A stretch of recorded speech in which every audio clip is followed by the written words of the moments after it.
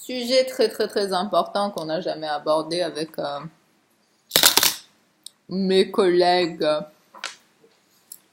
chercheurs américains. Euh, c'est ce qu'ils pensent de l'Inde et finalement de ce qu'on a tous fini par penser par cette notion, tu vois, d'intouchable, etc., etc., etc. Bon, moi je dois faire mon mea culpa par rapport au Maroc déjà.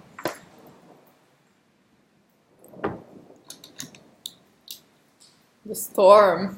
Storm is here.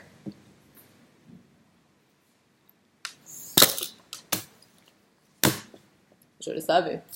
Bref.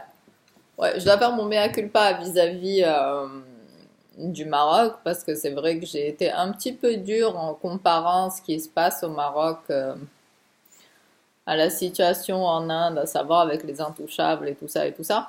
En vérité, c'est pas du tout le cas. En vérité, je dirais qu'aux États-Unis, ça ressemble beaucoup plus à l'Inde que le Maroc. Oh, je l'ai dit. Maintenant, je vais l'expliquer. Euh, Au Maroc, c'est vrai que ce qui... comment dire? Au Maroc, on est un royaume, tu vois. On a un royaume qui a une histoire, euh, qui a des siècles, des siècles, des siècles. Tu sais, c'est l'histoire, mais tu peux pas vraiment comprendre si tu as pas d'histoire. Hein, elle est mauvaise, hein. Non, c'est de bonne guerre. Je t'explique. Donc, nous, on a cette histoire, on a le kingdom. Et on a l'aristocratie qui va avec, comme dans tous les royaumes, tu vois. Donc non, ça n'a absolument rien à voir avec l'Inde, mais ça a à voir avec tous les royaumes, tu vois, avec toutes les monarchies en tout cas. Euh, je dirais qu'on ressemble peut-être plus à l'Angleterre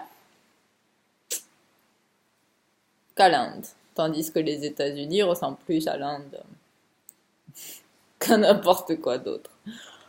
Donc je m'explique. Nous, on n'a pas d'intouchable, ça c'est pas vrai, ça c'est de la connerie de merde. D'ailleurs, ce qui se passe justement, c'est que vu que l'aristocratie marocaine est en train de perdre ses privilèges, on a effectivement cette espèce de régionalisme qui peut s'apparenter finalement à... Ouais, c'est ça, c'est un racisme régional, tu vois. Je sais pas si on peut vraiment appeler ça un racisme, mais en tout cas, c'est une différenciation entre les régions, tu vois ce que je veux te dire. Mais ça vient du fait qu'il y ait effectivement eu, comment dire, une hiérarchisation historiquement expliquée par les différentes dynasties qui ont été au pouvoir. Vous connaissez l'histoire? Un petit cours pour mes recherches, ou en tout cas pour les gens qui font des recherches de l'outre-mer, mes collègues américains. Le premier pays qui a reconnu les États-Unis en tant que pays, n'est-ce pas, après qu'ils aient massacré tous les Indiens, c'est la très très très très vieille monarchie marocaine. Waouh!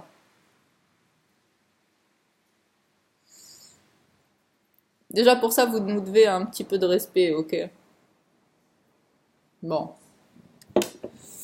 Ceci étant dit,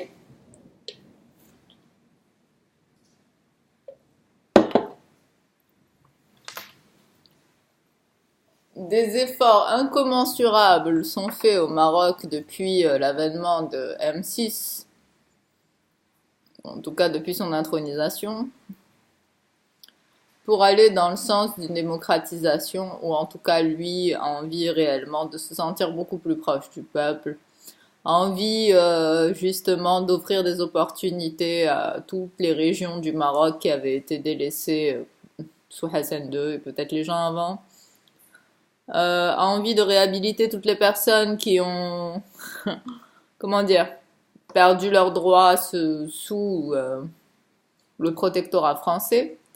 Parce que un petit cours d'histoire, encore une fois, c'est pas les Marocains qui ont décidé de mettre les Berbères hors jeu, encore moins la communauté juive marocaine, c'est bien les Français quand ils sont arrivés.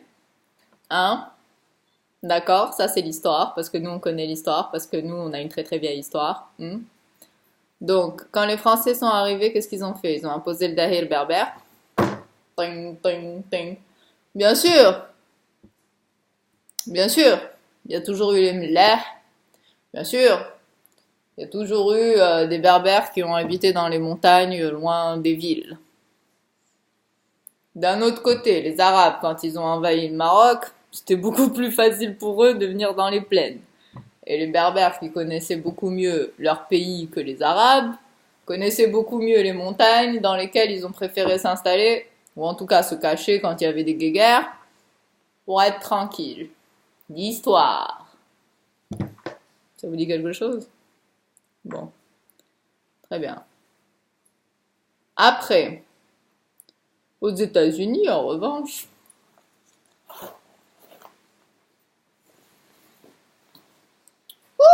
ça va être chaud là. Ouf!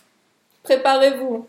Ah, moi, je vais bouffer de la guacamole. J'ai déjà goûté ce que je suis en train de bouffer. C'est pour ça, tu vois. Il y avait du piment dedans. Waouh! The storm is here. Hein. Aux États-Unis, en revanche. Bon, comme nous, on apprend, tu vois, quand tu fais l'histoire française, on apprend que les renégats. Waouh! J'ai même pas commencé. Déjà, ça se déchaîne, tu vois. Genre, Zeus, il est en mode. Oh! Vénère!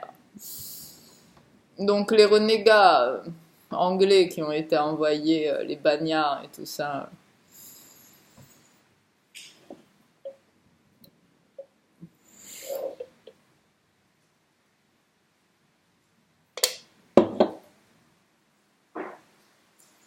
Expansionnistes, tu vois, genre avec leurs petites torches éclairées, soi-disant découvrir des contrées qui étaient déjà habitées, tuer des gens, des civilisations qui étaient déjà sur place, se poser, décider que c'est chez eux.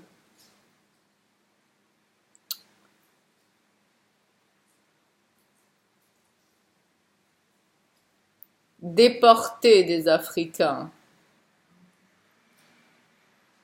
pour en faire leurs esclaves. Ouh! Intouchable. C'est pire. Qu'est-ce que c'est? C'est de l'esclavage. Alors ils te disent, l'esclavage, ça n'existe plus. Ils te disent, oh, ouais, le racisme, c'est vieux, tu vois, genre. Ah, regarde, Obama, il est président.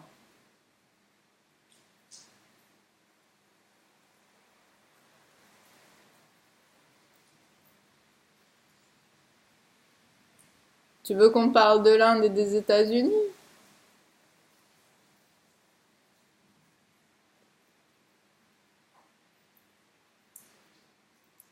Je dirais que l'Inde, elle est beaucoup plus civilisée que les États-Unis, tu vois ce que je veux te dire. Et quand j'ai dit que je me demandais comment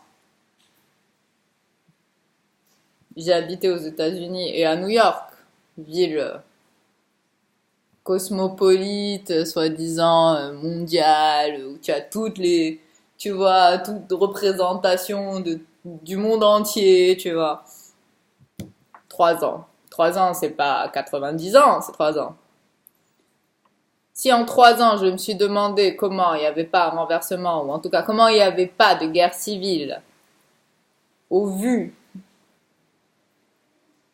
de la réelle séparation socio-économique entre gens de couleur et américains blancs, qui encore une fois sont les renégats, tu vois, genre d'Angleterre et d'Europe qui ont été envoyés là-bas parce qu'ils servaient à rien dans leur pays. Euh, Tiens, vous êtes très très très très très très très très mal placé pour parler de ce genre de choses. Ok? Réglez d'abord vos problèmes. Évitez la guerre civile qui va finir par arriver parce que, à mon avis, tu vois, genre Black Lives Matter.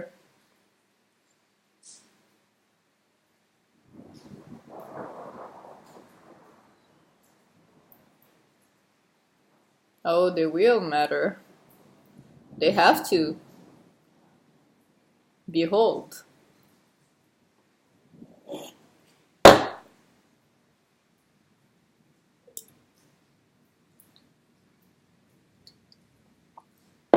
Alors ça a été institutionnalisé parce que, soi-disant, il n'y a plus de...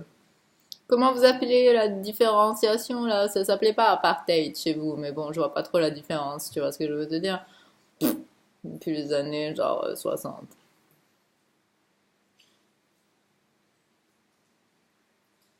What? Révolution les gars, révolution. Tu te fous de ma gueule et tu viens me dire au Maroc, alors qu'on est un pays du tiers-monde, d'accord, avec des avancées économiques qui n'ont rien à voir avec les vôtres, d'accord, qui est des quartiers délaissés, c'est absolument compréhensible, mon gars. Mais que vous, à New York, ok, première puissance économique mondiale, bordel de couilles, y ait ce genre de choses et qui ait exactement les mêmes différences que dans les pays du tiers-monde, et parce que c'est des gens de couleur, mais allez vous faire enculer. Mais tu rigoles et tu viens donner des leçons et tu viens parler de l'Inde et tu viens parler du Maroc. Mais regarde-toi dans un miroir, putain. Fermez vos putains de gueules, réglez vos problèmes chez vous et donnez des leçons au reste du monde. L'Inde, bzef alikoum.